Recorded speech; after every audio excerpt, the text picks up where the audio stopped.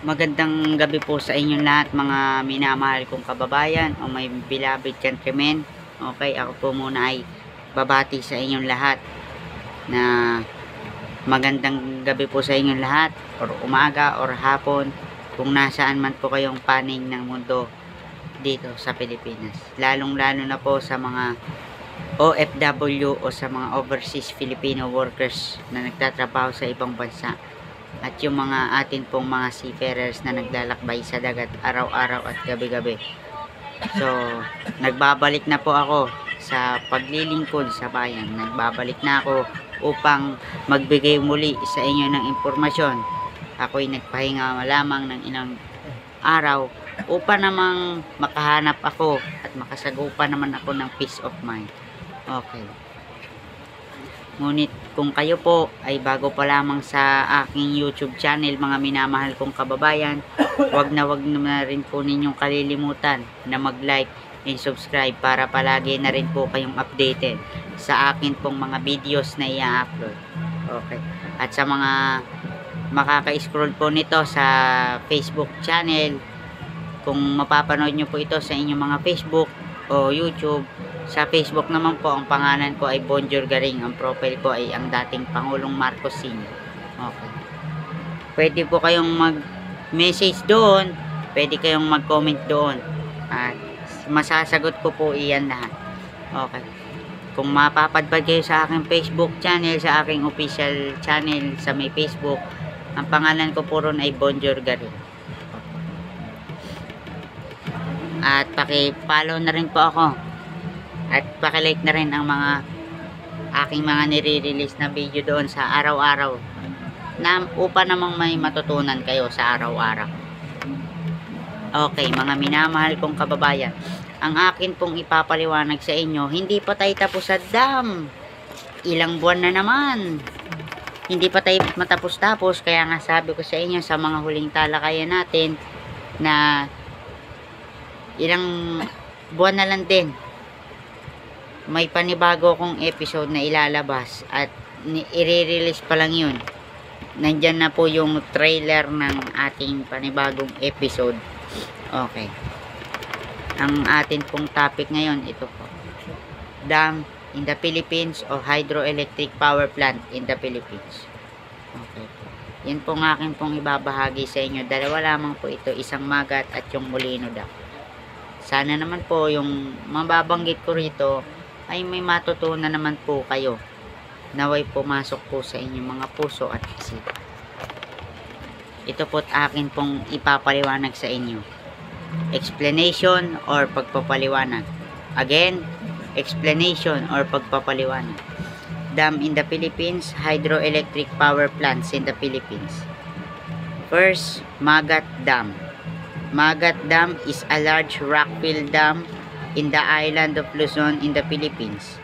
The dam is located along the Magat River, a major tributary of Cagayan River. The construction of the dam started in 1975 and was complete in 1982. It is one of the largest dams in the Philippines. It is a multi-purpose dam which is used primarily for irrigation about 85,000 hectares of agricultural lands, flood control, and power generation through the Magat Hydroelectric Power Plant.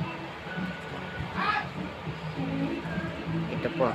Usapan naman po tayo doon sa mga proyekto. Construction began 1978. Opening date 1982. Type of dam, rock-filled dam. Impounds Magat River. Height 114 meters. Length 4,160 meters. Surface area 11 and 70 kilometers. Maximum water depth 193 meters. Installed capacity 360 megawatts.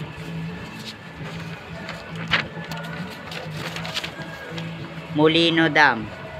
The Molino Dam or Prinza Water Dam is a gravity dam on the Zapote River located on the border between Barangay San Nicolas, Ay, Bacoor, Cavite and Barangay Talondos, Las Peñas, Metro Manila, Philippines. It was built by hand in the 19th century to irrigate the surrounding rice field in the Las Peñas and Bacoor. Construction began April 24, 1885, impound sa Potter River watershed. Height 10 meters, length 450 meters, with base 600 meters. Location, Barangay San Nicolas, Bacoor, Cavite, and Barangay Talondos, Las Peñas, Metro Manila, Philippines. Okay. Ayun po. So, mga may beloved countrymen, mga minamahal kong kababayan, yung pinaliwanag ko sa inyo ngayong gabi, yung nilabas ko na yan, sana naman pumasok talaga sa inyo mga puso at isipan, at sana may matutunan kayo sa mga pinabahagi ko sa araw-araw. Hindi pa dyan natatapos ang ating mga vlog. Marami pa kayong aabangan sa mga panibagong project na aking isinasagawa pa. Ngunit ang nilabas ko ay yung Bagong Pilipinas, episode 2 na tayo. Patapos na tayo dito sa episode 1.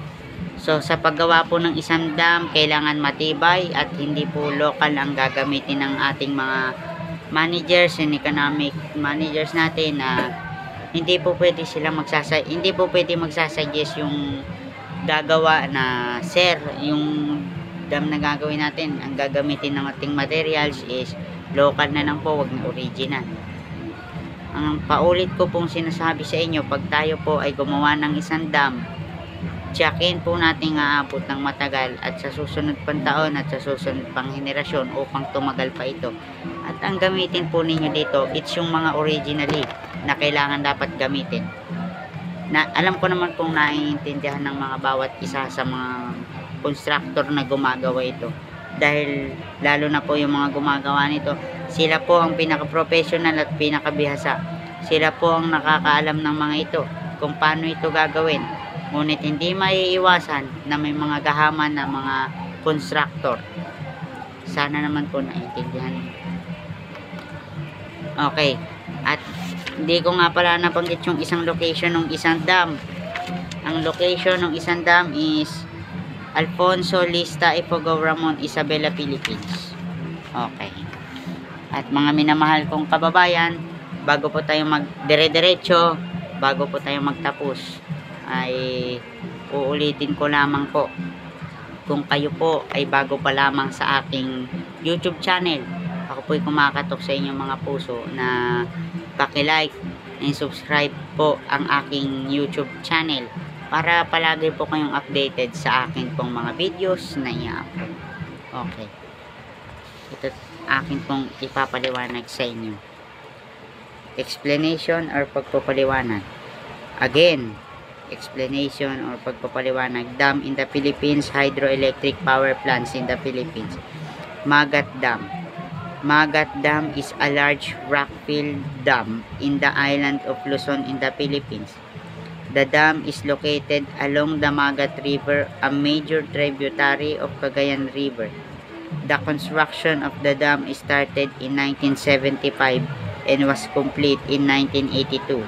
It is one of the largest dams in the Philippines. It is a multi-purpose dam which is used primarily for irrigation about 85,000 hectares of agricultural lands, flood control and power generation through the Magat Hydroelectric Power Plant. Hindi ko na po babanggitin yung mga halaga.